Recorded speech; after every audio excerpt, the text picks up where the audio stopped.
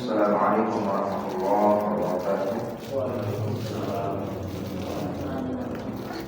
Innal hamdalillah nahmaduhu wa nasta'inuhu wa nastaghfiruh wa na'udzu billahi min shururi anfusina wa min sayyiati a'malina.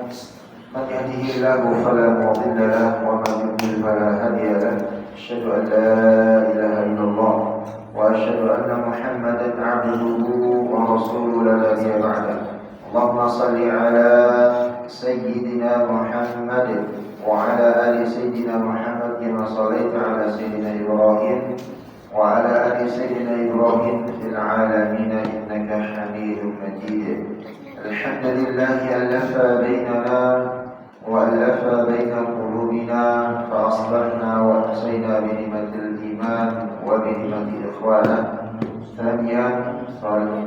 ثانيا صلاة وتسليما على نبينا محمد صلى الله عليه وسلم الذي هو أسوتنا وقدوتنا إلى يوم الآخر.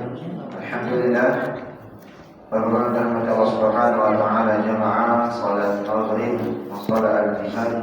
Semoga Allah Subhanahu wa taala memberikan taufik hidayah keberkahan kepada kita dan sama-sama berharap kepada Allah Subhanahu wa taala dan berdoa semoga apa yang kita usahakan dalam beribadah kepada Allah Subhanahu wa taala, yakni terutama bagaimana mengisi setiap helaan nafas kita dengan berzikir kepada Allah, yang tentunya setiap zikir itu bagian daripada ibadah kepada Allah Subhanahu wa taala, dan mengharapkan dari setiap ibadah itu menjadi pemberat amal timbangan kebaikan kita dan pahala kita di hadapan Allah Subhanahu wa taala.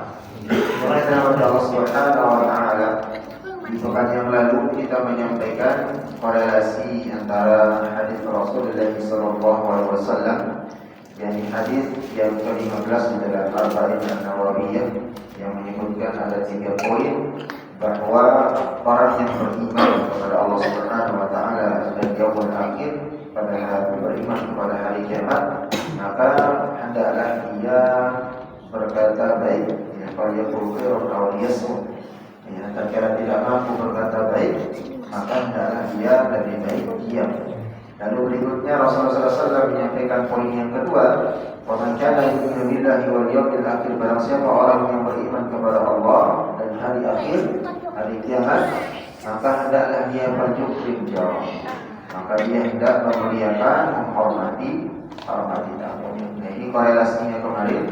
Setelah kita sudah memandikan, lalu mengafani, lalu menyolatkan jenazah, mengantarkan kuburan, adab-adab, dan begitu juga dengan rahasia atau aib ya daripada tetangga yang mendului atau meninggalkan kita menghadap Allah Subhanahu wa taala. Maka itu dijaga dengan baik. Dan bagaimana adab kita yang kita cara menghadapi tetangga yang kekurangan ketika dia wafat, jangan sampai kepada kita. Lalu poin yang ketiga, di dalam hadis ini Rasulullah SAW berpesan, "Wa man kana yu'minu billahi wal yawmil akhir falyukrim dhaifahu." Barang siapa orang yang beriman kepada Allah dan begitu juga dia beriman kepada hari kiamat, falyukrim dhaifah, maka hendaklah dia telah menghormati yang atau memuliakan tamunya. Maka korelasi juga antara tetangga, tamu, begitu juga dengan qaul khair, perkataan baik, ya, itu bagian daripada yang kemarin kita sampaikan, 2 hak Allah Subhanahu wa taala. Ya, lalu yang kedua adalah hak dari siapa? Dari tetangga, dari kaum muslimin antara sesamanya. Maka jemaah Subhanahu wa taala, kita melanjutkan kajian kita di fikih sunnah. Mudah-mudahan ini bab terakhir dari bagian subbab yang kita sampaikan di dalam bab janaiz, dimasuk kepada tentang bagaimana melayat dan bagaimana adab di dalam melayat. Nah, dari subbab ini kita masuk kepada kemarin terakhir juga membahas tentang bagaimana adab pemakaman. Telah membawa jenazah itu adabnya seperti apa, masuk pemakaman, lalu berikutnya sampai dengan nanti yang terakhir itu bagaimana kita adab atau cara menguburkan jenazah yang wafat atau meninggal di atas air atau di atas perahu atau di atas kapal, yang mana perjalanannya bisa berbulan-bulan atau berhari-hari, seperti contohnya kapal pesiar atau kapal yang membawa muatan minyak, sembako dan seterusnya yang berlayar dari negeri satu ke negeri yang lain dan di sana wafat di atas samudra. Begitu juga dengan hukum bagaimana membaca Al-Quran di atas kuburan, yang kemarin juga sempat ditanyakan bagaimana kalau kuburan itu duluan terus masjid belakangan, apakah termasuk dari hadis yang menyampaikan bahwa di dalamnya salat seseorang itu di atas kuburan. Maka jangan subhanahu wa ta'ala, hukum memakamkan jenazah ijma' para ulama sepakat menyampaikan bahwa hukumnya ia adalah fardu kifayah, sama halnya dengan menyolatkan jenazah tersebut. Maka di sini memakamkan jenazah pada malam hari, kemarin juga kita sudah sampaikan, jumhur ulama juga berpendapat sama hukumnya atau sama halnya dia seperti memakamkan jenazah itu seperti siang hari. Maka di sini Ibnu Abbas melihatkan hadis dari Rasulullah SAW. Pada suatu malam Nabi baginda Rasulullah SAW itu memakamkan atau sebagian besar dari para sahabat itu dimakamkan di malam hari. Nabi Muhammad SAW memasuki pemakaman, lalu ada yang menyalakan lampu untuknya, maka beliau mengambilnya dari arah kiblat dan bersabda, di dalam sabda Rasulullah menyampaikan, rahimakallahu in kunta la'awalahan tala'an lil Qur'an. Semoga Allah Subhanahu wa ta'ala, kata Rasulullah SAW, merahmati jika kamu suka membaca Al-Quran, dan beliau melakukan salat baik terhadap mayat yang dikenal tersebut. Maka di sini Ibnu Majah juga menyampaikan sebuah hadis dari Rasulullah SAW yang mana meriwayatkan hadisnya, qala Rasulullah sallallahu alaihi wasallam, la tabkinu mawtakum bil-laili illa an tadruhu. Di dalam hadis ini mengatakan janganlah menguburkan jenazah pada malam hari kecuali jika terpaksa. Maka kemarin kita sudah membahas juga ada larangan atau sebagian pendapat para ulama akan memakruhkan, akan tidak membolehkan, dan akan larangan yang mengharamkan karena khawatir itu bagian daripada seperti larangan sholat, di mana tatkala matahari terbit di pagi hari, di tengah hari yang tergelincir, lalu di tempat terbenamnya matahari. Tapi ijma' ulama mengatakan menguburkan jenazah di malam hari, yaitu sama halnya seperti menguburkan jenazah di siang hari. Jadi itu bagian daripada ijma' para ulama. Jadi tidak mengapa menguburkan di malam hari, sekiranya memang tidak menyulitkan. Kalau memang itu dikhawatirkan bagian jenazah itu akan rusak atau akan membusuk dan lain-lain. Maka Allah Subhanahu wa ta'ala berikutnya adalah bagaimana dianjurkannya membuat galian kubur yang cukup dalam. Nah, ini ada pembahasan kemarin kita sudah sampaikan juga. Sebagian besar kita melihat sekarang kuburan kaum muslim itu cacat, yang tadinya sampai seleher kita segini, yang sekarang itu sudah sedada dan bahkan ada yang setinggal, setinggal atau kita lihat kuburan anak kecil. Tapi orang dewasa yang kita temukan itu sudah sedada segini di atas perut. Padahal di kampung atau dulu itu sampai segini itu dinaikin sampai pakai tangga. Nah, kalau kita lihat juga kuburan-kuburan di Baki, di Mekah begitu juga di kalau melihat sepintas itu juga sangat dalam. Nah, sehingga nanti ada hadis Rasulullah SAW mengatakan ada dua bentuk kuburan. Yang pertama itu lahad dan yang kedua itu syak. Nah, mana yang lebih sunnah? Apa yang dimaksud dengan lahad dan apa yang dimaksud dengan syak? Nah, kalau lahad ini banyak di rata-rata di kuburan Baki di Saudi, di Mekah dengan Madinah itu dipakai. Ya, akan tetapi kita di Indonesia sedikit saja. Kita katakan apa itu lahad, apa itu syak. Tetapi dalam hadis Rasulullah SAW ya menyampaikan, menganjurkan bahwa kuburan itu harus dalam. Dalam hadis Rasulullah SAW menyampaikan, ikhbiru wa aqifu wa ahsinu. Galilah, perdalamlah, rapikanlah. Ya. Wa dafinu al-itsnaini, ya, dan kuburkan 2 atau 3 jenazah. Ya. Wa thulatha wa dafinu itsnaini wa thulatha. Kuburkan 2 atau 3 jenazah di qabr, dalam satu qabr, di qabr wahid, dalam satu yang lahat. Faqalu, ya. Dan di sini kami bertanya kepada Rasulullah, "Faman taqaddam ya Rasulullah?" Ya, siapa yang pertama ditaruh paling depan atau paling bawah? Maka Rasul mengatakan, qaddimu aqra'ul Qur'an. Ya, Qur'an. Beliau menjawab, yang paling banyak menghafal Al-Qur'an. Maka itu yang paling pertama dikuburkan. Yang paling posisinya pertama kalau misalnya menguburkan 3 jenazah dan satu yang maka diutamakan orang yang paling banyak hafalan Qur'annya. Maka di sini Rasulullah SAW dalam sahabat di antaranya Ibnu Abu Sayyibah dan Ibnu Munzir meriwayatkan bahwa Umar berkata, galilah kuburan setinggi orang dewasa dan agak longgar. Jadi setinggi orang dewasa, jadi sekepala ukuran tingginya, dan agak besar. Nah, kalau kita melihat menghemat sekarang ini terkadang turun 3 orang. Yang kita sering lihat, ternyata kita mau menurunkan jenazah saja menunduk itu mau duduk udah kepetok kadangnya. Kalau orang tingginya 165 dulu tuh nggak bisa kayak di Indonesia. Udah kepetok duluan gitu, nggak bisa duduk duluan. Gitu. Artinya dia mau duduk, ngangkat jenazah dari atas, langsung digiring ke bawah, itu nggak bisa dulu, kepetok sama galian yang di belakang. Artinya nggak kurang longgar, tidak longgar sama sekali. Ya itu memang menurut ukurannya sudah ada, apalagi di pedurenan atau yang lain gitu kan, pengukuran itu. Ya, kecuali kalau punya yayasan takwa yang ada di SMA 9 itu memang dari turun-temurun untuk kembalinya dari kakeknya, bapaknya meninggal semua.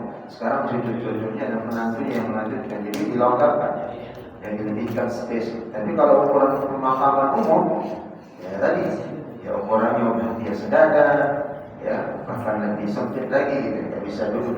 Nah, di sini sunnahnya bahwa Umar mengatakan galilah kuburan setinggi orang dewasa dan longgarkan. Menurut Imam Abu Hanifah, ya di dalam mazhab Hanafiyah, dan Imam Ahmad di dalam mazhab Hanabilah tadi, adalah digali sedalam setengah tinggi badan, dan jika lebih dalam maka itu lebih baik. Ya. Maka itu lebih baik mendalamkan ukuran tinggi seseorang. Lalu bentuk dari kuburan itu ada 2 menurut sunnah yang dicontohkan dan diajarkan oleh baginda Rasulullah SAW dan para sahabat. Ada bentuknya namanya lahad, ya. Akan tetapi lahad ini lebih diutamakan daripada syak. Ya. Apa yang dimaksud dengan lahad? Lahad itu adalah liang, ya, liang kuburan yang mana sisi kuburan arah kiblatnya. Jadi kalau kita sekarang kesini orang jenazah itu ke sana ya. Jadi kalau kita ngomongkan seperti ini, jadi jenazah ya menghadap ada ke sana. Ini jenazah misalnya kepala ini di kaki ya. Jadi tatkala kita menguburkan, memakamkan, maka menghadapkan ke kiblat. Ya, menghadapkan ke kiblat ya. Nah, di sini yang dimaksud dengan lahad itu bagian sisi mengarah kiblat. Tatkala diciumkan jenazah itu mukanya yang ke arah kiblat itu digali lebih dalam. Ya, akan tetapi di sini disampaikan sampai menggalinya itu sampai di atasnya itu dipasangkan batu bata. Ya.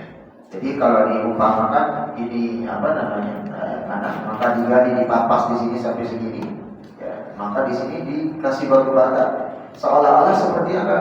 Seperti ada atap.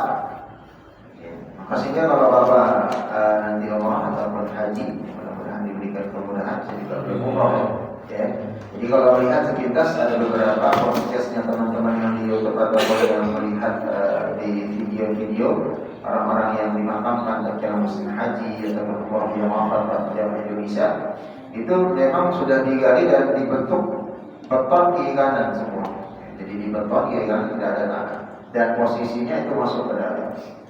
Dan ada hadis yang menyampaikan nanti kita ketemu kalau kita di Indonesia kan berbarengan antara kepala, kaki, badan turun. Padahal yang disunahkan itu apa masuk dulu? Kaki. Maka di Saudi itu memang pakai tangga ke bawah, kakinya dulu masuk seret, gitu. Baru dia. Ya. Akan tetapi memang tidak ada dalil yang jelas yang mengatakan bahwa mana kaki bulan kepala duluan. Maka ada pendapat dari para sahabat dan para ulama mengatakan mana saja yang bulan, itu yang lebih mudah dan lebih gampang, jangan sampai beliau. Nah itu yang dimaksud dengan lahat. Jadi lahat itu adalah sisi kuburan yang arah kiblat. Yang tatkala jenazah itu ditempelkan di atasnya dipasang batu bata hingga berbentuk seakan-akan seperti atap. Jadi ada space dia untuk masuk jenazah itu. Nah kalau kita kan paling berapa senti? Cuma dipapas dikit aja. Ya. Itu adalah lahat. Ya. Nah, jadi seakan-akan seperti atap rumah. Ya. Lalu yang dinamakan dengan syar. Nah ini sebagian besar adalah liang di tengah kuburan. Jadi digali liang lahatnya. Kiri kanannya itu ditaruh dengan batu bata. Nah jenazah itu ditaruh di tengah-tengah. Jadi tidak ada batasan.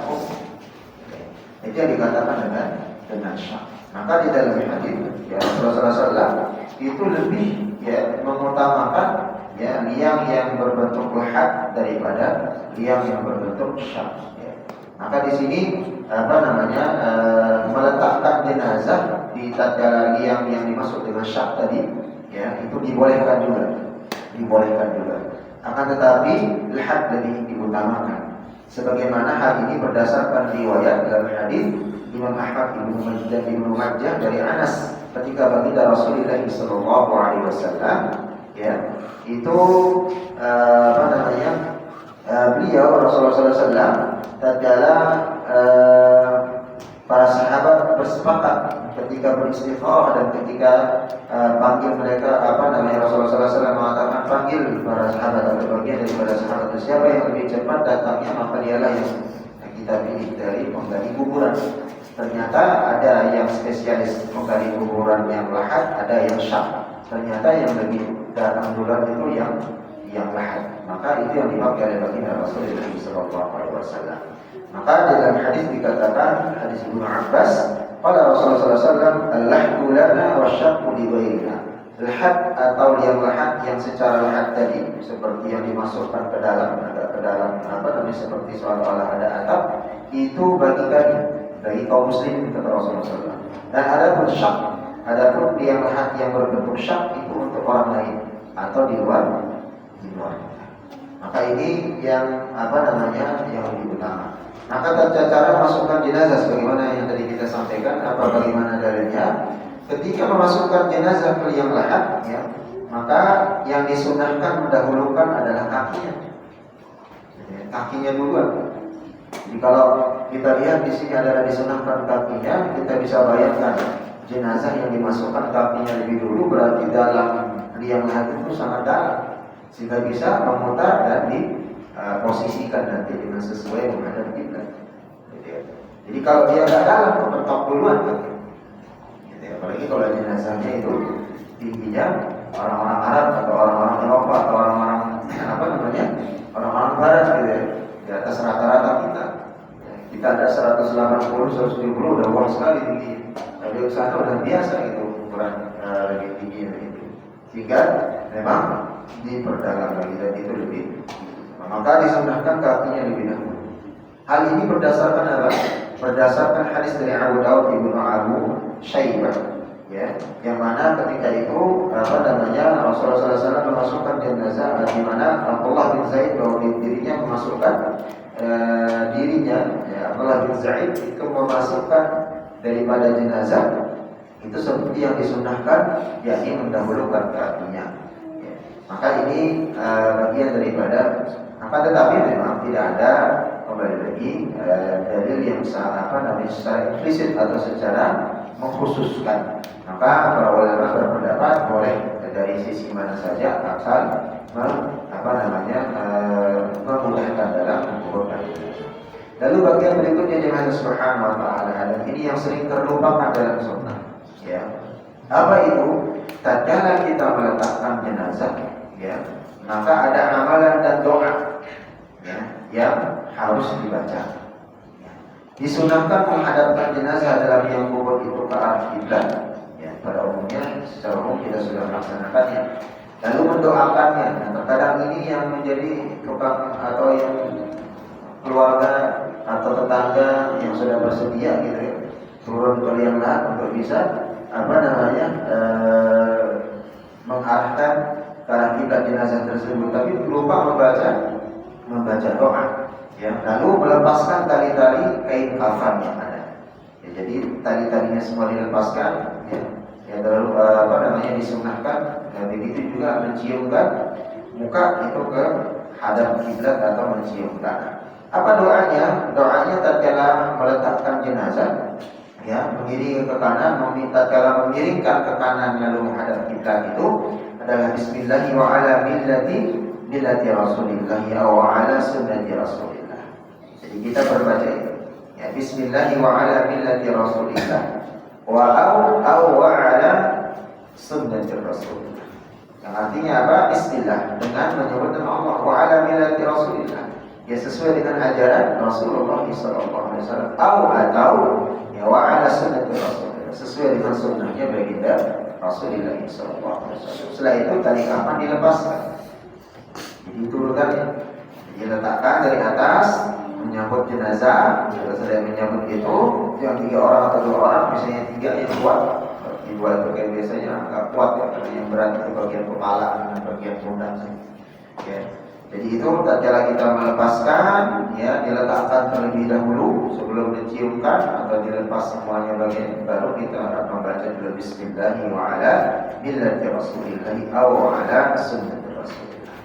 Baru dilepaskan tali kembali. Ibnu Umar meriwayatkan apabila baginda Rasulullah SAW meletakkan jenazah di dalam liang kubur, beliau selalu mengucapkan doa tadi, Bismillahi wa ala millati Rasulillah ala sunnati Rasulillah. Nah, ini adalah doa yang sering terkadang terlupakan. Karena terkadang yang maaf, banyak orang yang menjadi instruktur kalau sudah masuk dalam. Ini buka ini, ganjal ini di sini, letakkan ke sana, bingung ke mana? Ya, belum lagi itu ke sana, salah tarik ke sini. Jadi banyak instruktur, padahal cukup siapa yang memang diberikan wewenang atau memang diberikan. Jadi terkadang itu berubah. Nah, ternyata di sini pembahasannya tidak ada mengadzankan jenazah. Padahal ini adalah kitab mazhab Syafi'iyah. Tapi nanti ada ternyata mendoakan, ya, tatkala kita sudah menguburkan, dan ternyata yang disunahkan itu apa? Ya, nanti setelah ini ada subtemanya, itu menebar 3 kali tanah dengan masing-masing. Tebaran pertama doanya apa? Tebaran kedua doanya apa? Tebaran ketiga doanya apa? Justru itu jangan semangat. Maka di sini makruh meletakkan baju di dalam lingkaran semua alat-alat bantalnya seperti orang memuja atau orang tenis. Apa yang dia cintai, ya itu yang dikubur. Kalau dia mobil dicintai, kubur juga mobilnya. Kalau bapak sering mungkin pernah lihat kuburan orang Cina, itu nggak ada yang kecil, besar semua. Karena apa yang dia cintai, yang dia senangi di dunia itu ikut dikubur. Kalau di sini kuburan orang Cina ada nggak di Bekasi? Nggak ketemu gitu ya. Di kampung banyak. Lagi di daerah saya itu banyak sekali. Ya, jadi satu kuburan itu bisa semusola ini, satu orang yang dikubur, karena semua yang dia sayangi, yang dia cintai, yang ini udah diikutin di sana dikubur, sehingga kundukannya gede besar. Ya. Maka di sini di dalam Islam itu dimakruhkan. Ya, maka ada yang mengatakan tidak dibolehkan. Ya. Maka ini bagiannya diantaranya pendapat yang dikatakan Umar bin Khattab, jika kalian meletakkan jenazahku ke liang lahat, kata Umar berwasiat, ya, nanti sentuhkan pipiku ke tanah, maka menyentuhkan pipiku ke tanah. Dan itu yang diajarkan oleh baginda Rasulullah SAW. Maka jamaah subhanahu wa ta'ala. Berikutnya yang sunnah yang sering terlupakan tadi yang kita sampaikan, disunahkan ikut menimbun kuburan dengan tanah 3 kali genggaman tangan. Jadi disunahkan ya ikut menguburkan dengan tanah 3 kali genggaman. Dengan yang mana ya orang-orang yang ikut dalam proses pemakaman disunahkan ikut menimbun kuburan itu. Ya, sunnah hukumnya. Dengan tanah sebanyak 3 kali genggaman dari arah kepala si mayit. Maka ini berdasar riwayat Ibnu Majah. Ya, begitu juga dengan baginda Rasulullah SAW mensalati jenazah, kemudian beliau baginda Rasulullah SAW datang ke kuburan lalu mengambil tanah dengan tangannya dan dilemparkan mulai dari arah kepalanya. Ya. Maka Abu Hanifah ya dalam mazhab Hanafiyah, begitu juga dengan Imam Malik dalam mazhab Maliki, begitu juga Syafi'i dengan mazhab Syafi'iyah berpendapat pada genggaman pertama ya hendaklah membaca minha khalaqnakum, minha khalaqnakum, itu doa yang pertama. Ini menurut 3 mazhab. Pertama mazhab Hanafiyah, Malikiyah dengan mazhab Syafi'i. Di kalangan kita terkadang ini lupa kan. Jadi doanya adalah pertama ambil tanah minha khalaqnakum, lempar ke kepala. Ya, pada genggaman pertama dari tanah kami menciptakan itu, artinya minha khalaqnakum. Lalu mengambil tanah yang kedua, lalu berdoa wa fiha nu'idukum, dan di dalam tanah kami mengembalikan kalian. Ya, baru lemparan yang ketiga. Lalu mengambil tanah lagi, lemparan yang ketiga, wa minha nukhrijukum taratan ukhra. Ini ya. Dan di dalam lemparan ketiga itu kita berdoa wa minha nukhrijukum, dan dari tanah kami mengeluarkan taratan ukhra, untuk kali yang lainnya atau kali kedua. Jadi setelah kita dikubur nanti memang orang akan kita semua dibangkitkan nanti dari kuburan. Jadi tanah genggaman pertama itu ditaburkan minha khalaqnakum, ya dari tanah kami menciptakan kalian. Lalu yang genggaman yang kedua lalu ditaburkan wa minha nu'idukum, ya dari dalam tanah kami mengembalikan kalian. Lalu yang terakhir genggaman yang ketiga kita berdoa wa minha nukhrijukum taratan ukhra. Ya, dari itu juga dari tanah kami mengeluarkan kalian juga dalam kesempatan atau waktu yang lain. Maksudnya nanti terkala hari pembangkitan. Nah ini disunahkan ya. Jadi 3 kali genggaman. Siapa yang melakukan ini boleh orang-orang yang mau mengantarkan jenazah tersebut, apalagi keluarga terdekat. Itu sunnah. Lalu berikutnya disunahkan berdoa untuk jenazah setelah proses pemakaman. Lalu selesai sudah ditimbun, sudah dengan prosesnya dan seterusnya, maka ini yang sering juga kita temukan, ya alhamdulillah berdoa kepada jenazah, mendoakan jenazah. Dalilnya mana? Bahwa Rasulullah SAW bersabda dalam riwayat Abu Dawud dan Hakim, istaghfiru li akhikum, mohonkan ampun kepada saudaramu yang dimakamkan. Was'alu lahu tathbita fa innahu al-ana yas'alun. Karena ya keteguhan untuk saudara. Jadi kita kata Rasulullah SAW, istaghfiru li akhikum was'alu lahu tathbita. Jadi memintalah kepada Allah Subhanahu wa taala, mendoakan saudaramu yang dikuburkan ini ampunan, ya, dan keteguhan untuk saudaramu ini yang dikuburkan. Fa innahul an yus'al. Karena sesungguhnya saudaramu ini yang baru dikuburkan ini sekarang dia akan sedang ditanya. Proses menunggu akan ditanya oleh 2 orang malaikat yang diperintahkan oleh Allah Subhanahu wa taala. Maka di lembaran yang lain ya oleh Bazzar ya dikatakan bahwa tidak ada riwayat lain dari baginda Rasulullah SAW kecuali sanad ini. Jadi ini satu-satunya sanad untuk yang mana disunahkan dan diharuskan untuk memintakan doa atau memintakan ampun kepada saudara kita yang sudah dikubur. Maka Ali biasa berdoa. Imam Ali karramallahu wajhah, ya beliau melihat dari Ali selesai memakamkan jenazah, Ali selalu berdoa. Apa doanya? Allahumma hadza 'abduka nasala bika wa anta zulid fi faghfir lahu wa wasi' mudkhalah. Maka Allahumma hadza 'abduka, ya Allah, inilah hambamu, ya, nazala bika wa anta khairu manzulin, ya, inilah hambamu yang datang kepadamu dan engkau adalah sebaik-baiknya tempat yang dia datangi, ya, manzulin bihi faghfir lahu, maka ampunkan segala dosanya ya Allah, wasi' mudkhalahu, dan luaskan atau lapangkan tempat atau kuburannya. Ini doa yang sering diucapkan oleh Ali radhiyallahu anhu. Maka hukum mentalqinkan jenazah usai pemakaman, apa hukumnya? Maka Imam Asy-Syafi'i, ya, di dalam mazhab Syafi'i dan jumhur ulama lainnya berpendapat, apa hukum mentalqinkan, bahwa mentalqinkan mayit itu ada beberapa hukumnya, ya. Yang ini diantaranya mentalqinkan mayit yang sudah mukhallaf, ya, usai pemakaman adalah sunnah. Ya, mentalqinkan, mengajarkan.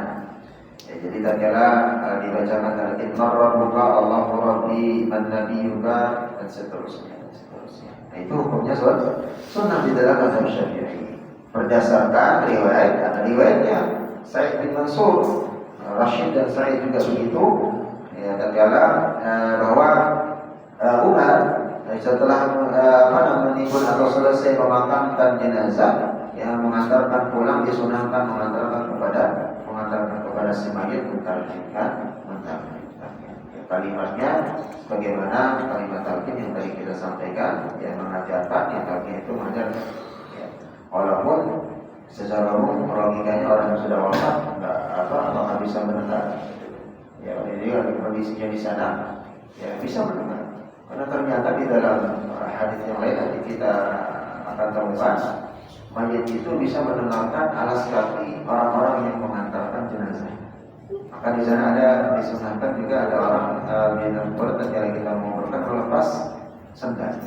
Ya, tetapi jumhur juga mengatakan tidak apa-apa menggunakan sendal karena mayit itu mendengar, ya, sendal atau langkah sendal yang dipakai oleh orang-orang yang mengantarkannya kepada kuburan. Maka ini jangan subhanahu wa ta'ala ternyata pentingnya mendoakan, lalu berikutnya mentalqinkan, itu juga hukumnya disunahkan. Baik, lalu berikutnya adalah bagaimana bentuk kuburan yang sesuai dengan sunnah baginda Rasulullah SAW. Nah, ternyata di Indonesia versinya banyak. Kalau kita lihat di Bangkir ada sebagian besar kuburan-kuburan yang ada di Timur Tengah, khususnya di Mekah dan Madinah, itu bahkan keluarganya pun tak nanda, cuma hanya batu doang. Gimana cara nandanya? Ya tadi, ya, blok-blok sama dengan kita, blok sekian sampai sekian, ini kuburan ini dan seterusnya, ada datanya. Ya. Tapi kalau dengan nama misalnya segala macam, ya nggak ada, ketemu cuma batu doang. Ya. Begitupun dengan kuburan para sahabat, termasuk sahabat Utsman bin Affan. Ya. Jadi Utsman bin Affan yang mana hanya tergeletak begitu saja. Ya. Nah, jadi ini salah satu. Akan tetapi ada hadis yang menerangkan, ya, dan ini hadisnya sahih, Rasulullah SAW menganjurkan kuburan itu diratakan atau dibikin setengah lingkaran gundukan dengan menaruh batu atau dengan kayu sebagai penandanya. Dan itu ada dalilnya. Jadi gundukan seperti kita di Indonesia seperti di pemakaman, nah, seperti itu dibolehkan. Ada penandanya. Sehingga di Indonesia ada nama dan seterusnya, maka itu hukumnya juga mubah untuk keluarga bisa melihat nama siapa dan seterusnya tidak tertukar dengan kuburan-kuburan. Dan perlu kita perhatikan juga di dalam bab ini dijelaskan bahwa jenazah itu tatkala sudah dikuburkan di dalam satu liang lahat, maka itu liang lahatnya tidak boleh diganggu. Tidak boleh akan dibongkar dan seterusnya. Kalau sudah menjadi tanah baru diganti dengan yang lain. Ya, maka di pemerintah Saudi itu kan ada aturan 3 tahun atau berapa tahun. Kalau sudah menjadi tanah, ya, maka ditimbun diganti lagi dengan orang lain, dikubur lagi dengan orang lain. Ya. Tak perlu lagi menggali lagi. Ada bentuknya dia beton, ukurannya sekian, dalamnya sekian, sudah tentuan. Turunnya pakai tangga, nanti di sana hibur lagi dengan jenazah yang ada. Jadi ini jamaah subhanahu wa ta'ala. Lalu tadi yang kita sampaikan tentang melengkungkan atau mendatarkan pemakaman kuburan, ya, para ulama sepakat bahwa permukaan kuburan boleh dilengkungkan. Jumhur ulama mengatakan seperti itu. Ya, hal ini sesuai dengan hadis yang diriwayatkan At-Tabrani, ya, yang mana beliau berkata, aku ingin agar tidak terjadi salah pengertian antara meratakan kuburan dengan membuat setengah lingkaran atau permukaannya dibentuk agak menggundul, gitu ya. Maka di sini hadisnya juga diriwayatkan Imam Bukhari, ya, dilengkapkan di dalam di dalam pembahasnya Imam Bukhari bahwa Qadi bin Iyad itu menyebutkan pendapat kebanyakan jumhur ulama, ya, bahwa yang lebih utama adalah meninggikannya dengan permukaan melengkung. Jadi meninggikannya dengan permukaan melengkung. Jadi seperti kita yang ada di Indonesia. Ya. Maka begitu juga dengan menandai dan seterusnya itu dibolehkan meletakkan sesuatu. Nah, coba masalahnya sekarang yang kemarin kita sudah pernah bahas tentang meletakkan pelemah kurma. Ternyata di Arab itu banyak orang-orang tidak paham dengan hadis Rasulullah SAW. Yang tatkala Rasulullah SAW lewat di kuburan dua orang yang sedang diadab, ya. Yang mana satu adalah orang yang diadabnya karena tidak bersuci dengan bersih, kencingnya tidak beres, atau misalnya dia kencing berdiri terus terbersit ke kain atau celana, terus dia sholat selama hidupnya seperti itu. Lalu berikutnya gara-gara itu dia disiksa dalam kubur. Lalu yang kedua, orang yang sering membicarakan saudaranya atau mengadu domba saudaranya. Rasulullah SAW mendoakannya dan meletakkan pelepah kurma di atas kuburan itu dengan bersabda, semoga dengan pelepah kurma ini sampai belum dia kering, masih basah, Allah Subhanahu Wa Taala meringankan adabnya. Nah, ternyata di kita di Indonesia berkembang menjadi apa? Di tanah ada tanaman di atasnya, gitu kan? Ya, apalagi dan bahkan di Saudi juga sama. Di Timur Tengah ada yang sampai meletakkan daun kurma dan seterusnya. Nah, ternyata pemahaman hadis ini kata para ulama itu dikhususkan kepada Rasulullah SAW saja, meletakkan pelepah kurma itu sampai dia selama dia masih basah itu meringankan daripada adat kuburnya. Itu dikhususkan kepada Rasul. Dan dikhususkan juga kepada dua kuburan itu saja, kepada orang itu saja, tidak kepada kuburan-kuburan yang lain, dan tidak juga kepada siapapun orang yang misalnya dia orang yang alim dan seterusnya meletakkan dan seterusnya itu bisa meringankan adab. Kecuali tadi dalam hadis yang dikatakan idza mata ibnu adam inqata amalu illa min thalath. Ya, salamatul jariyah al-ilmu mutafawwi wa la tusalih. Yang bisa meringankan sedekah jariyahnya ilmu bermanfaat, anak soleh yang berdoakan. Tapi kalau meletakkannya itu dikhususkan saja kepada Rasulullah SAW, untuk kurma, daunnya dan seterusnya, dan dikhususkan juga kata para ulama hanya untuk dua kuburan orang tersebut. Itu diringankan oleh Allah Subhanahu Wa Taala. Walau besar. Sampai sini ada yang ditanyakan? Apa ngantuk? Baik. Apa lagi? Biar saya bisa minum kan? Enggak? Ada sebagian orang yang mengatakan kalau orang mati itu nggak perlu diajari. Orang mati nggak perlu diajari. Sebagian tubuh gitu gimana? Pertanyaannya apa lagi? Kalau di sini ada bunyi semua orang meninggal itu diajari. Apakah ada tujuan? Ya, dan itu tujuan. Baik. Jadi mana itu diajari. Nah, sama dengan kita ada 1 hari, 2 hari, 3 hari, 7 hari dan seterusnya. Ternyata ada dalam pembahasan, ya, roh itu kembali ke rumahnya, kembali di hari sekian dan sekian. Gitu. Jadi itu ada juga tentang hal itu. Tapi memang sebagian besar yang kita pahami bahwa tatkala mayit sudah kembali kepada Allah Subhanahu Wa Taala, tergantung tadi makanya. Kalau dia misalnya memiliki hutang yang belum dilunasi, maka itu belum dia tenang wafatnya. Kalau bahasa orang, ternyata memang ada di antara baik belum diangkat oleh Allah Subhanahu wa taala, belum selesai urusannya. Ya, akan tetapi kembali lagi tidak ada istilahnya mayat gentayangan di dalam pemahaman Islam, di dalam fikih itu tidak ada gambar. Gitu ya. Tidak ada istilahnya misalnya kita karena Indonesia orang Islam pocong jadi ketemunya pocong. Terus ketemunya kalau orang Nasrani atau saudara-saudara kita di Nasrani karena dia nggak ada di pocong, di kafani jadi Dracula gitu. Nah rapi gitu ya, pakai dasi, dan seterusnya. Gitu ya. Jadi di Indonesia kan versinya banyak. Kalau orang gentayangan ya bisa jadi sundel bolong, bisa jadi susun nesot, bisa jadi macam-macam pokoknya dah, gitu ya. Padahal itu di dalam ilmu di dalam itu adalah pekerjaan syaitan dari golongan jin, dari golongan syaitan yang menampakkan sesuai dengan persepsi yang ditakuti oleh manusia dengan izin Allah. Ada sampai orang Muslim sumpah betul, saya melihat pocong, pernah melihat itu di kuburan dan seterusnya.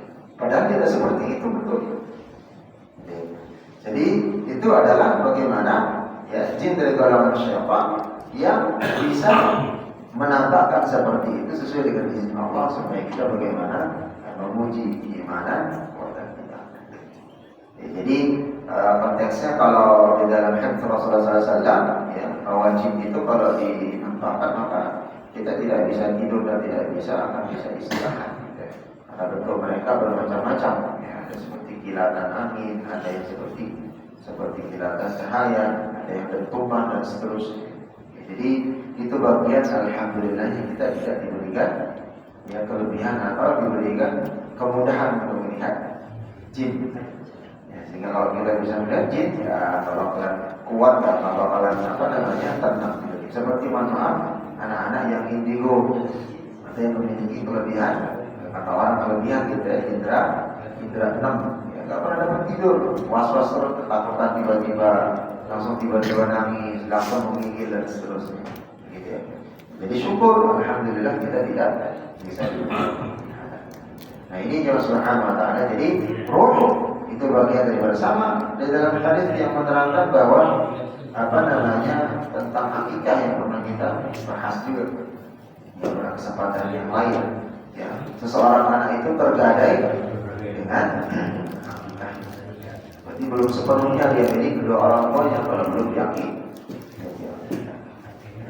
Jadi ini dari tentang talqin, tentang mengajari dan seterusnya karena sudah wafat ya, ada dalilnya, maka itu bagian daripada kita bisa menguruskan. Karena di dalam hadis dikatakan innal 'abda idza wudi'a fi qabrihi wa tawalla ashabuhu inna laisa lahu qarati laisa la yasma'u qara'a ni'alihi. Sesungguhnya jika seseorang manusia diletakkan ya di dalam kuburan wafat dikuburkan dan teman-temannya dikuburi wa tawalla ashabuhu dan teman-temannya meninggalkan kuburan innahu la yasma'u qara'a ni'alihim. Sesungguhnya mayat itu ya, jenazah itu mendengarkan suara kerompang atau sendal-sendal teman-temannya atau orang-orang yang mengantarkannya ke kuburan. Ini hadisnya di Rasulullah SAW. Ya, itu diriwayatkan oleh Imam Bukhari, Muslim, Abu Dawud dan An-Nasai dari Anas bin Malik. Jadi itu saja kita digalakkan meninggalkan kuburan. Dalam hadis yang lain itu malaikat datang. Yas'alun. Ya, akan menanyakan saudaramu yang dikuburkan itu baru saja. Ya, jadi dia masih mendengarkan. Ya. Maka di sana perbanyak doa, perbanyak permintaan ampun kepada Allah Subhanahu wa taala untuk mayat tersebut. Maka Allah Subhanahu wa taala ya. Lalu berikutnya adalah kebiasaan kita di Indonesia tidak boleh memberi penutup dan tirai pada kuburan. Jadi memberikan tirai ditutup ya atau dibikin kayak rumahan dan seterusnya. Ya karena khawatirnya nanti kalau orang-orang penunggu kuburan ahli warisnya itu sudah tidak ada, gitu kan? Kalau masih ahli warisnya, ini kuburan orang tua saya dulu, gitu ya. Saya inikan supaya terjaga dan bagus, tidak ada maksud apa-apa. Tapi karena sudah misalnya dari generasi ke sekian dan seterusnya tidak ada lagi keturunannya, tidak ada yang menjelaskan, salah paham. Jadi generasi besar pertama, dua, ketiga nggak ada, keempat dan kelima, oh ini kuburan orang orang sakti dulu, orang ini dan seterusnya, di sana dia minta, itu khawatir. Itu yang menjadi kesyirikan. Ya. Tapi kalau masih ada keluarga yang menjelaskan, ya. Tapi kalau udah tidak ada, itu yang menjadi masalah. Ya. Nah, maka di zaman dulu kan ada asal-asalnya dari apa namanya patung Lata, Uzza dan seterusnya itu. Ya. Adalah salah satunya adalah pembawanya siapa? Orang yang taat, yang soleh beribadah, tapi dia kaya raya, ya, saudagar. Nah itu melihat di satu negeri yang mana itu lihat patung kok apa namanya banyak diagungkan dan seterusnya, dia minta izin ya untuk dibawa kepada apa namanya ke Makkah ya tatkala di zaman sebelum Nabi Rasulullah SAW diutus yang tadinya memang bawa tauhid beriman kepada Allah Subhanahu wa taala. Tapi lama-kelamaan karena yang membawanya adalah seorang donatur, orang kaya raya di masa itu di Makkah, yang berikutnya orang yang memang dia taat kepada Allah Subhanahu wa taala, sepeninggalan dia dikira itu adalah tempat dia memuja dan seterusnya. Lama-lama kembali lagi menyembah patung.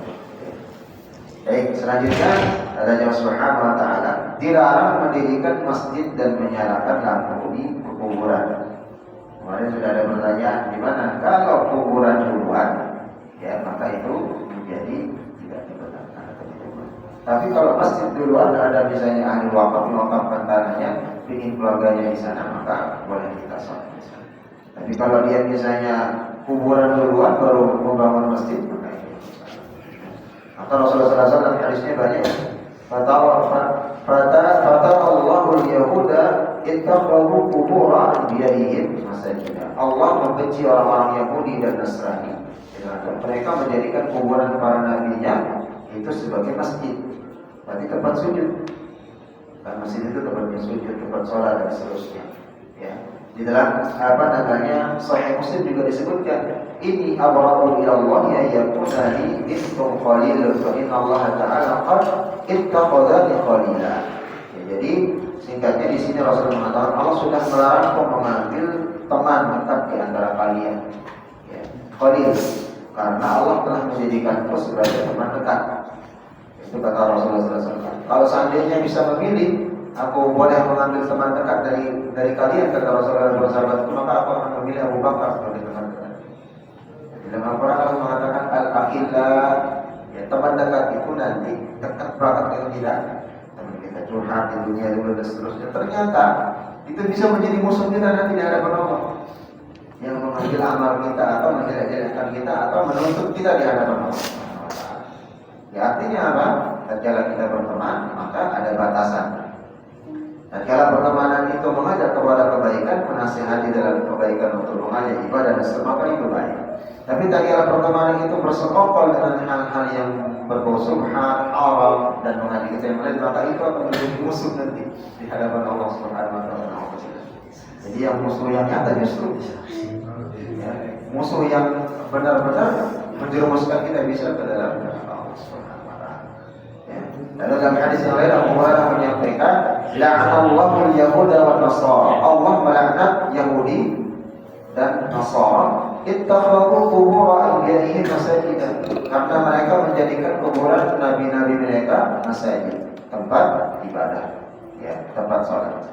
Imam Bukhari dan Muslim dari Aisyah, Ummu Habibah dan Ummu Salamah menceritakan kepada Rasulullah SAW tentang gereja. Pernah mereka lihat di bangsa Habasyi. Inna ulaik idza kana fihi rajulun as-salih fama tabanu ala qabrihi masjidan. Mereka itu jika ada orang-orang yang saleh di antara mereka meninggal dunia, mereka membangunkan masjid. Di zaman dulu, jadi orang yang saleh taat kepada Allah wafat dikuburkan, dibangunkan masjid sekitarnya. Nah itulah yang menjadi masalah awal mula akan penyembahan dan seterusnya, meminta dan seterusnya kepada kuburan. Nah itu yang tidak dibolehkan. Begitu juga dengan menyembelih hewan kurban atau menyembelih hewan sesembelihan di kuburan.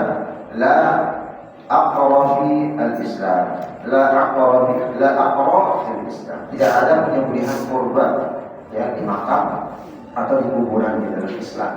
Jadi tidak ada penyembelihan hewan kurban di kuburan di dalam dalam Islam kata Rasulullah SAW. Begitu juga larangan tidak boleh duduk, menginjak, berdiri, berjalan di atas kuburan. Kata Rasulullah SAW, la tu'li sahiba hadzal qabri aw la tu'li.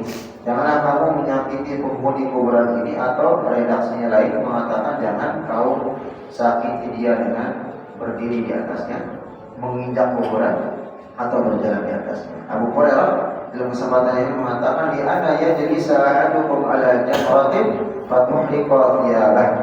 Lebih baik jika seorang di antara kalian duduk di atas bara panas hingga membakarnya, thiyabahu fatahrusu ila jilladi khairun lahu min an yajlisa ala qabri. Insyaallah. Jadi kata Rasulullah SAW dalam hadis Abu Hurairah, lebih baik seseorang itu di antara kalian duduk di antara bara panas hingga membakar pakaiannya, ya, dan tembus ke kulitnya, ya, itu membakar pakaiannya, fatahrusu ila jildi, tembus ke kulitnya, merasa dia panas. Khairun, itu lebih baik, lahu, dari untuknya, min ayajlisa ala qabri, daripada, ya, itu dia duduk di atas kuburan saudara.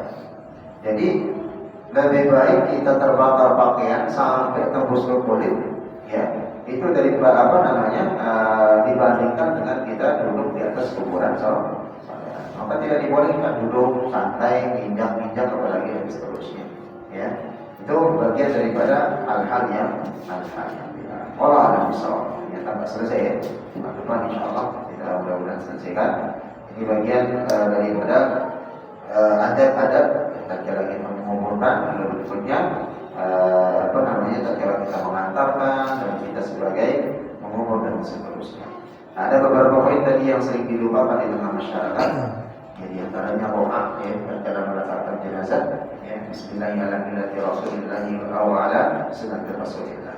Lalu berikutnya tatkala kita sudah mulai membuka tali temali, menghadap ke kiblat, mensiapkan arah kiblat. Lalu berikutnya sudah mulai tanah dari arah kepala Rasulullah SAW, berdoa dengan tanah yang pertama, kedua, dan ketiga. Jadi ada doa-doa yang disunahkan oleh baginda Rasulullah SAW. Kalau Allah Subhanahu Wa Taala, semoga diberikan kemudahan pemahaman dan bisa kita mengamalkan dalam penerapan penguburan jenazah yang tentunya lebih baik sesuai dengan sunnah baginda Rasulullah SAW. Ya Rabbal Alamin, kita akhiri dengan doa majlis. Subhanallah wa bihamdik, asyhadu an la ilaha illa anta, astaghfiruka wa atubu ilaik. Wassalamualaikum warahmatullahi wabarakatuh.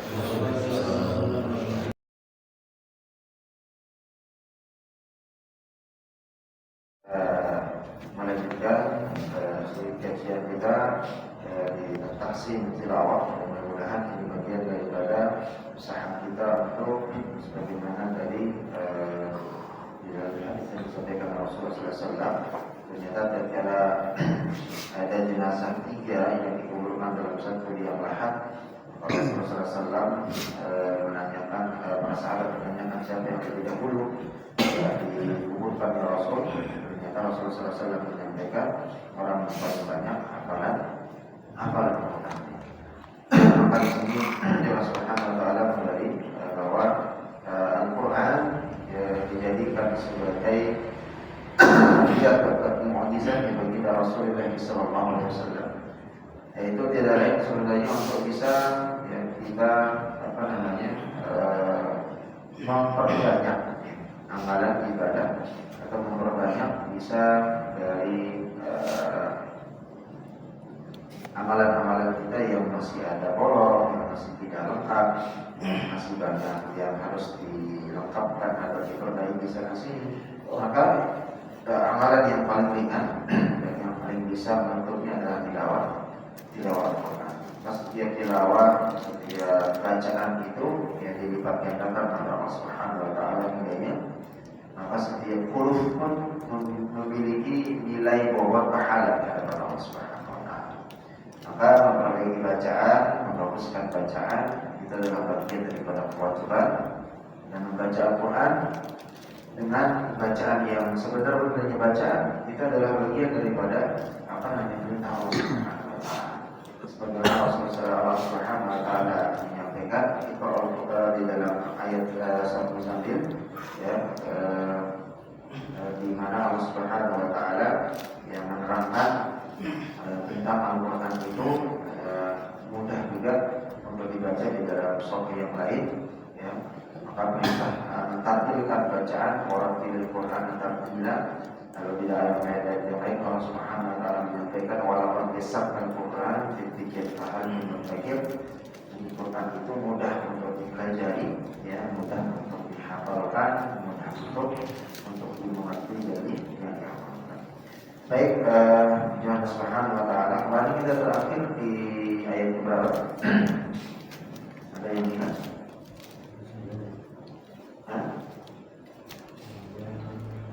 Halaman berapa? Ayat 113, Ustaz. 100? Oh, 113.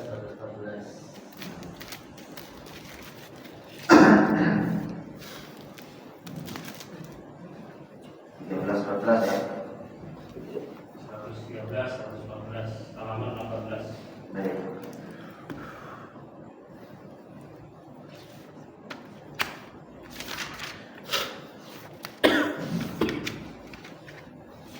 Sudah semua ketemu?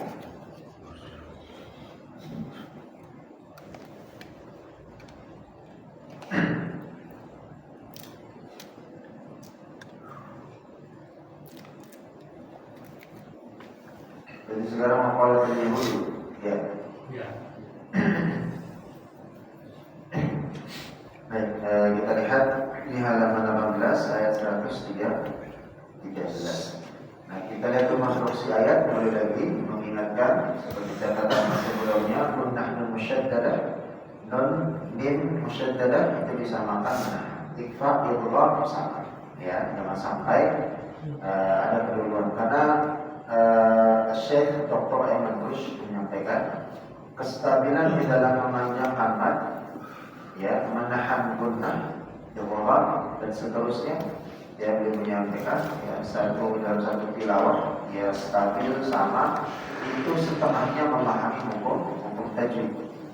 Sehingga kestabilan memanjangkan harus dua semua, 4 pilihannya 4 semua, 5 semua dan seterusnya. Begitu juga dengan menahan.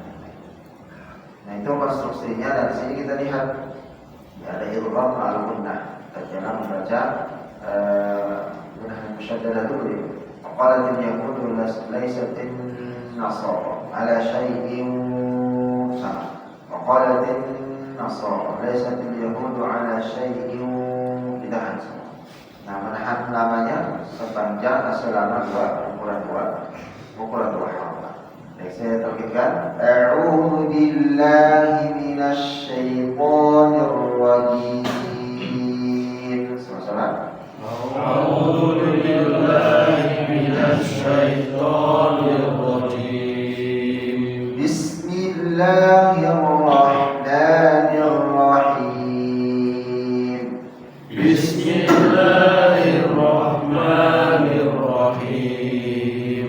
Wa qalatil yahudu laysat an-nasara ala syai'in wa qalatin nasara وقالت اليهود ليست النصارى على شيء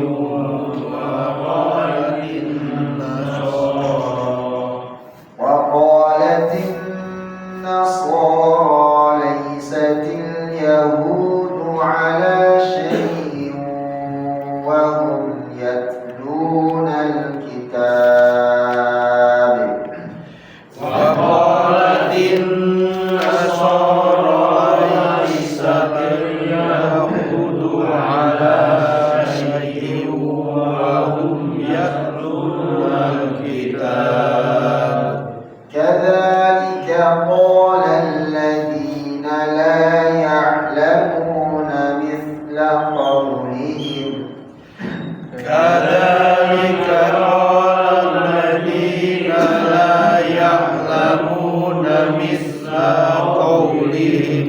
فالله يحكم بينهم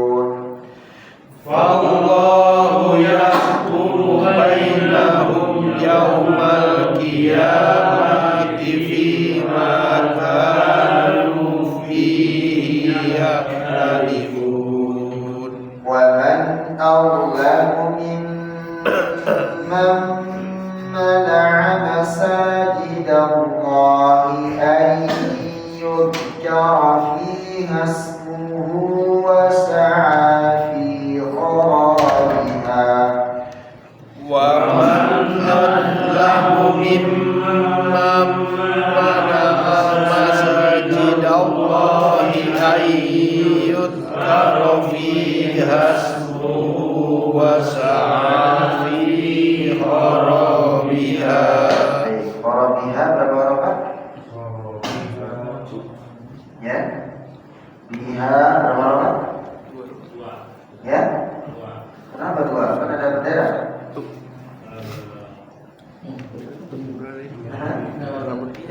Halaman 18, 114. Kharabiha, ya kan? Bendera ya, masih panjang kan? Ya, waqaf, salawatan waqaf. Ingat, ya, dia mad jaiz. Cara membedakannya, nah nanti ada perbedaan tuh. Yang mana jaiz, mana wajib. Kalau jaiz waqaf, dia menjadi 2 harakat. Tapi kalau wajib muttasil waqaf, jadi panjang malah jadi 6 harakat. Cara membedakan gimana? Lihat hamzah. Ya, pembedaannya setelahnya ada hamzah. Kalau hamzahnya di atas alif, waw dan ya, itu jaiz. Yang boleh dibaca 2 harakat, 2, 4, 5. Tapi kalau hamzahnya berdiri sendiri, tidak ada di atas alif, waw dan ya, maka itu wajib muttasil. Boleh bacanya 4, 5 harakat, tidak boleh 2. Nah, kalau dia diwakafkan akhir kalimat atau kita misalnya napasnya nggak nyampe, maka dia jadi 6 kalau wajib. Tapi kalau bentuknya seperti ini, nah, boleh lebih dari 2, cukup 2 harakat saja. Kembali ke matlabi, ya. Bisa kira-kira dibedain? Baik. Kalimat ulai, nah ulai ini wajib. Lihat hamzahnya, ya. Apakah dia di atas alif atau di atas waw dan ya? Enggak. Ula, kalau dipotong ula ada artinya. Tapi ulaika semua ada makna. Ya, satu kalimat. Tapi kalau kharabiha dengan ulaika itu melahirkan kalimat. Ya. Jadi ula, nah ini yang kita tadi sampaikan. Kalau sekali duduk, sekali membaca, misalnya dia pakai 5, seterusnya harus 5 semua. Nah ini sekarang kita praktikkan nih yang 5. Ulaika ma kana lahum an yadkhuluha illa khaifin. Jadi sana ya. Ulaha halaman 18 ayat 114. Jadi di sana tunggu ya. Ulaika ma kana lahum an yadkhuluha illa khaifin. Kalimat ha'i dengan khoi ada perbedaannya enggak? Ada ya. Hamzahnya dia. Nah, hamzahnya. Kalau hamzahnya di atas alif dan di bawah alif atau di atas waw dan ya, maka itu jaiz munfasil. Tapi kalau hamzahnya berdiri sendiri kita potong dengan i, tidak ada artinya. Harus tinggal khaifin. Kalau kalimatnya yadkhuluha, maka dia masuk kepadanya illa kecuali. Nah, sudah mempunyai makna yang berbeda. Ya, 2 kalimat ada dua apa namanya terjemahan yang berbeda. Ya, bisa kira-kira dibedakan ya.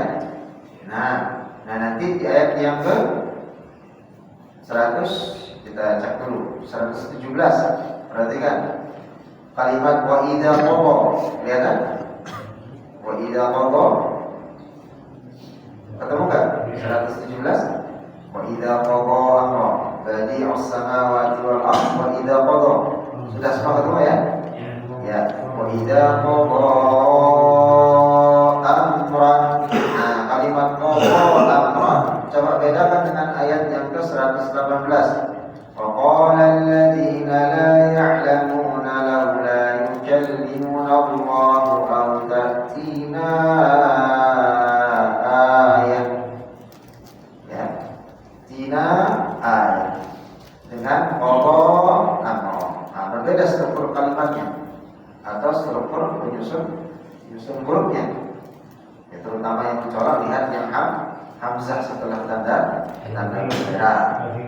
Ya, qada satu kalimat, amran satu kalimat. Cara melihatnya hamzahnya di atas alif. Nah, sedangkan watatina ayat, ya, tina ayat, ya, itu satu, jadi bisa dipotong. Baik, sudah kita lihat. Ya, kembali lagi ke ayat yang tadi, yang sebelumnya, yang di ayat ke-114 potongan ulang. Saya contohkan. Ulaika ma kana lahum an yadkhuluha illa khaifin. Sama-sama. Ulaika ma kana lahum an yadkhuluha illa khaifin. Kata Imam tahan dulu berharokat. Sekali lagi ulang sama-sama. 1, 2, 3. Ulaika ma kana lahum an yadkhuluha illa khaifin. Lahum fid dunya khizyun wa lahum fil akhirati 'adzabun 'adzim. Lahum fid dunya khizyun wa lahum fil akhirati 'adzabun 'adzim. Walillahil masyriq wal maghrib. ولله المشرق والمغرب فأينما تولوا فثم وجه الله. فأينما تولوا فثم وجه الله. فأينما تولوا فثم وجه الله. إن الله واسع عليم. Inna Allah wasi'un alim. Nah, ini dalil yang kemarin pembahasan tentang sholat. Ya, jadi secara umum kita mau menghadap kemana saja sholat itu Allah itu. Ya, walillahil masyriq wal maghrib, sesungguhnya kepemilikan Allah itu, ya, langit dan bumi ini dari masyriq sampai dengan maghrib, dari barat sampai dari timur sampai barat. Fa'aina matwallu, kemanapun kamu menghadap untuk menyembah Allah, fatamna wajhullah. Ya, innallaha wasi'un. Sesungguhnya Allah itu maha pengetahuan. Jadi tatkala kita misalnya berada di pesawat atau di kereta, ya, tatkala kita mustaqbilal qiblati, farzalillahi ta'ala, mau hadapnya keretanya ke timur pun atau ke barat, yakin kita maka Allah. Ya, jadi ini dari sini. Mau naik kereta, mau naik pesawat, Ka'bahnya kan di bawah. Ya, nggak ada kiblat di ketinggian 10.000 kaki, 20.000 kaki gitu kan. Ketemunya nggak tahu kiblat mana. Tapi di sinilah maka fa'aina ma tuwallu fatamma wajhullah. Ya. Jadi tatkala kita sudah mengatakan mustaqbilal qiblati, maka itu maklum, maka itu adalah sebagai kiblat. Ya. Baik, kita lanjutkan. Wa qalu ittakhadallahu walada.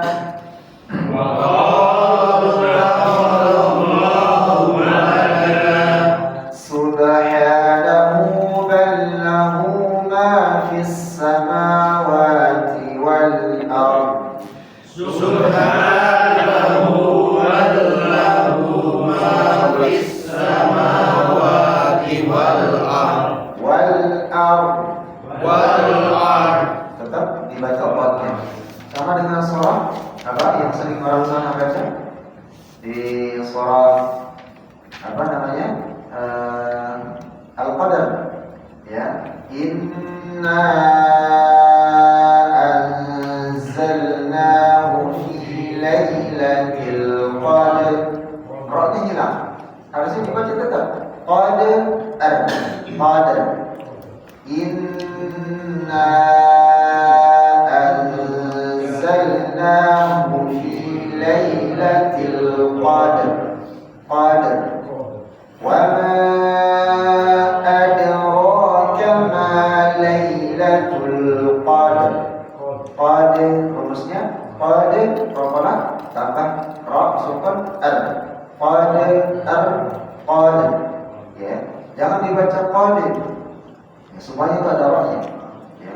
Nah ini juga sama di sini, jangan hanya terbaca huruf ra-nya saja. Wal ar harus stop istiqalah, wal ar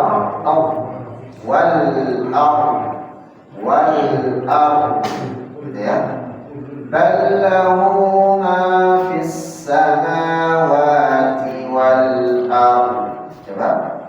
Bal lahu ma fis samawati wal ard. Kullun lahu qanitun. Kullun lahu qanitun.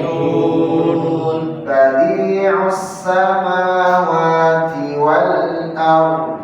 Badi'us samawati wal ard. Wa idza qada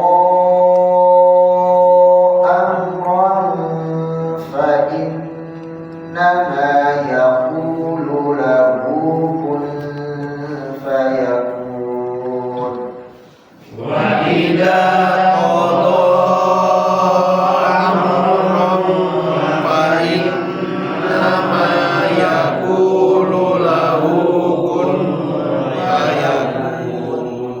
وقال الذين لا يعلمون لولا يكلمنا الله أو تأتينا آية وقال الذين لا يعلمون لولا يكلمنا الله أو يأتينا آية. كذلك قال الذين من قبلهم مثل قولهم كذلك قال الذين من قبلهم مثل قولهم.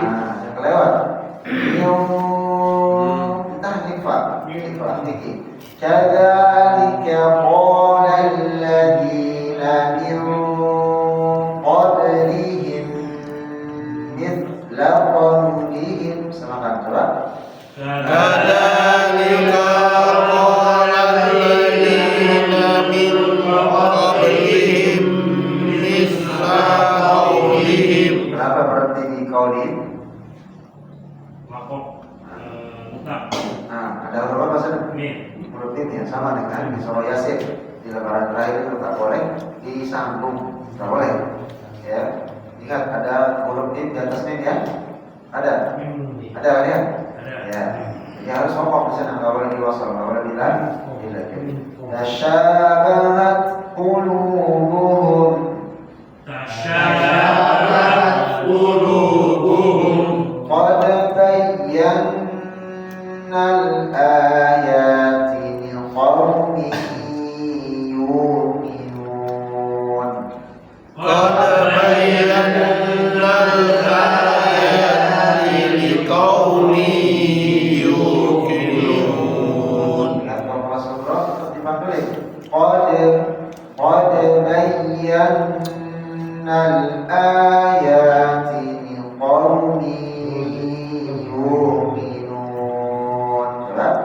قد بينا الآيات لقوم يوقنون.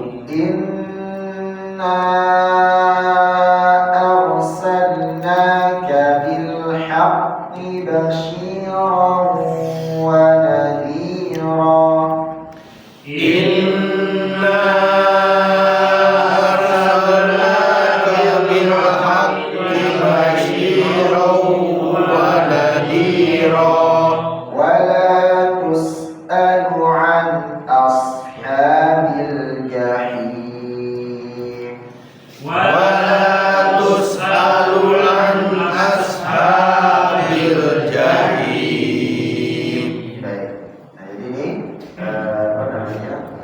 Hati-hati kembali lagi menyamakan menhamdilillah ma'al mutlaq musyaddadah mim ikfa idgham, begitu juga dengan hukum yang muharram. Baik, kita review dari ta'awud dan basmalah, lanjut kita bahas sama-sama. Ingat pokok berartinya ya, dan memulainya dari mana? Sama-sama. 1, 2, 3.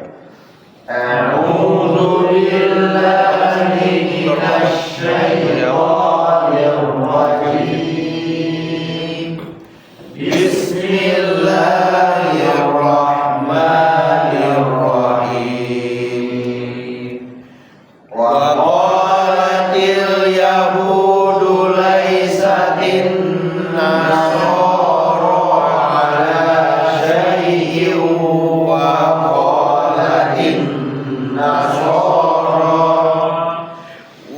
qalatin nasara laysatil yahudu ala syai'in wa hum yatlunal kitab. Kadzalika qala alladziina laa ya'lamuuna misla qawlihim. Fallahu yahkumu bainahum yawmal qiyamati fiimaa kaanuu fiihi yakhtalifun. Wa man azlamu mimman mana'a masajidallahi an yuzkara fiha ismuhu wa sa'a fi kharabiha. Ulaika ma kana lahum an yadkhuluha illa khaifin.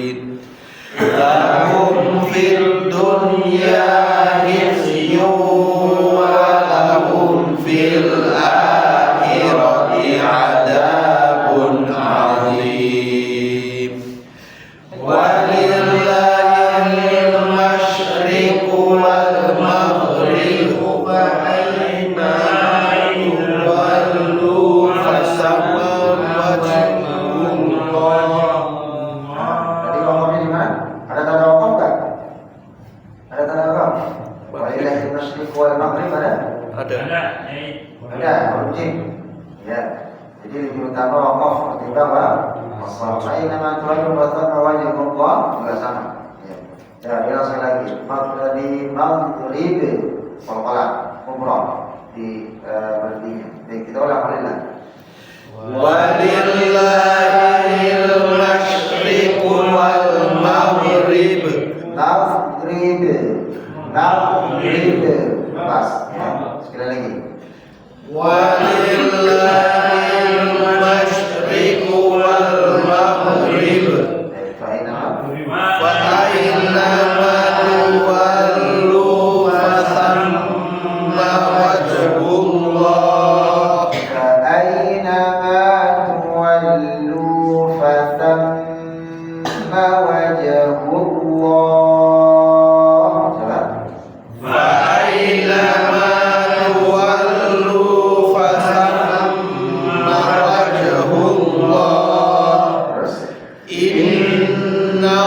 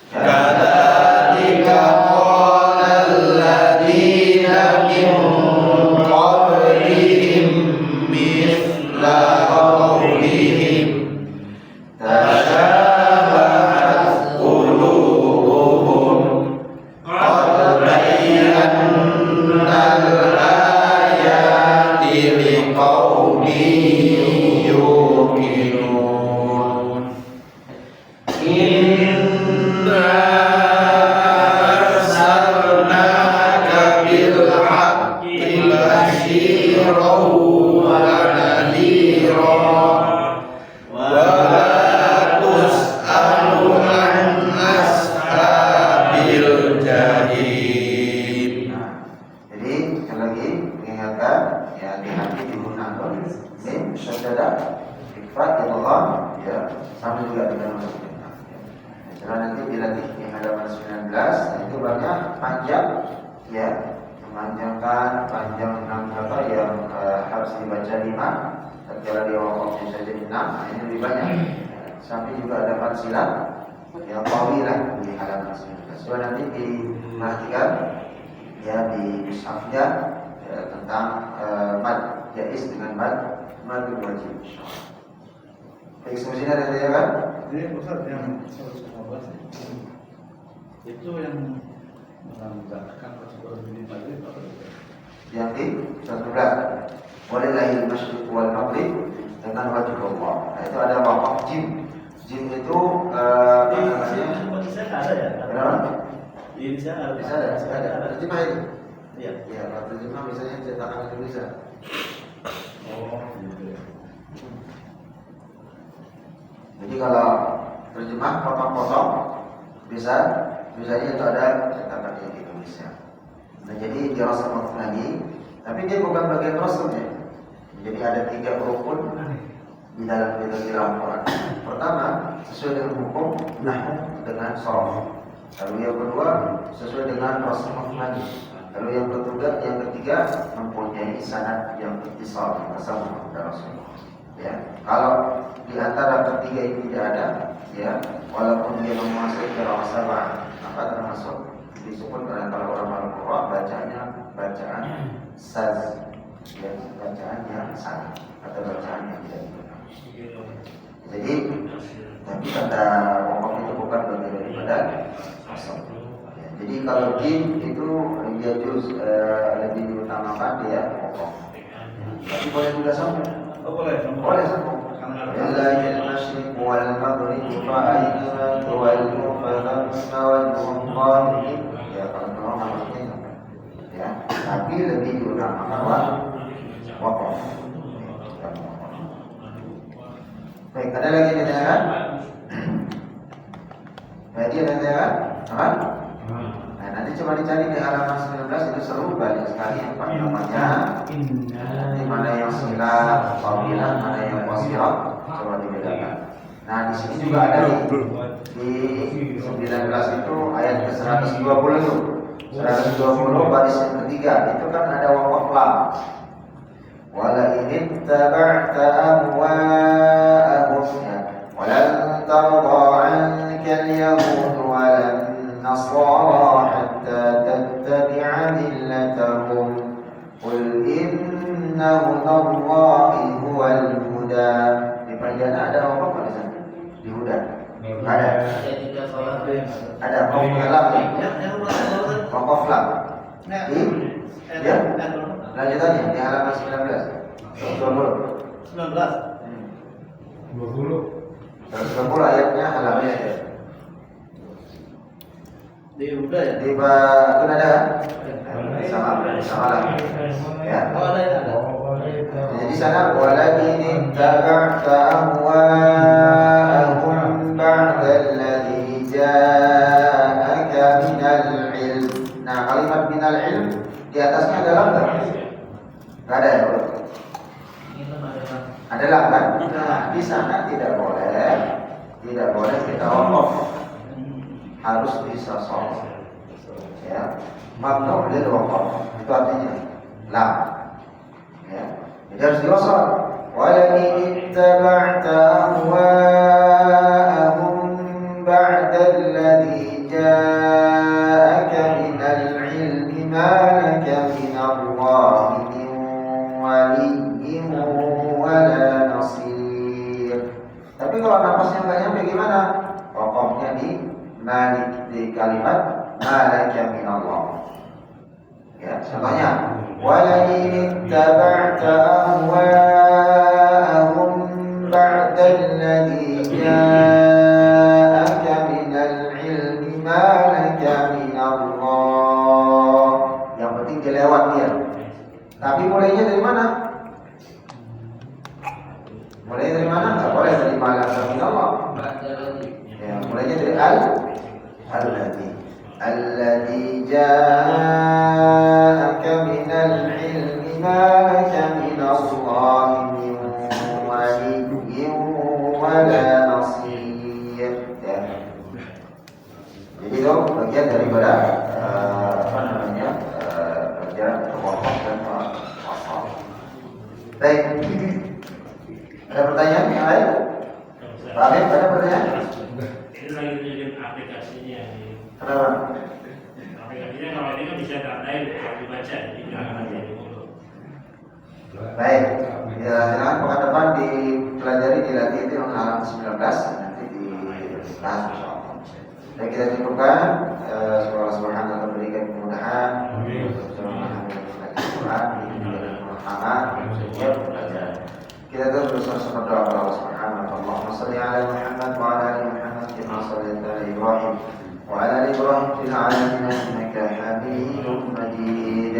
Allahumma ighfir lana dhunubana, Allahumma ighfir lana dhunubana wa dhunuba walidina warhamhum kama rabbawna shighara. Allahumma ighfir lil muslimina wal muslimat wal mu'minina wal mu'minat al ahya'i minhum wal amwat. ويا قاضي الحاجات يا حي يا قيوم برحمتك نستغيث اصلح لنا شأننا كله ولا تكلنا إلى أنفسنا طرفة عين. اللهم تقبل دعاءنا، اللهم تقبل من كل أعمالنا، اللهم تقبل تلاوتنا من تلاوة القرآن آناء الليل وأطراف النهار. يا حي يا قيوم برحمتك نستغيث اصلح لنا شأننا كله ولا تكلنا إلى أنفسنا طرفة عين. اللهم اجعل لنا ورحمنا من أهل القرآن. يا مقلب القلوب ثبت قلوبنا على دينك، ثبت قلوبنا على طاعتك. اللهم رب الناس اذهب البأس، اشفنا وأنت شافع، اشفنا وأنت شافع، اشفنا وأنت شافع، لا شفاء إلا شفاءك، شفاء لا يغادر سقما. ربنا آتنا في الدنيا حسنة وفي الآخرة حسنة وقنا عذاب النار والحمد لله رب العالمين. سبحانك وبحمدك أشهد أن لا إله إلا أنت أستغفرك وأتوب إليك. السلام عليكم ورحمة الله وبركاته.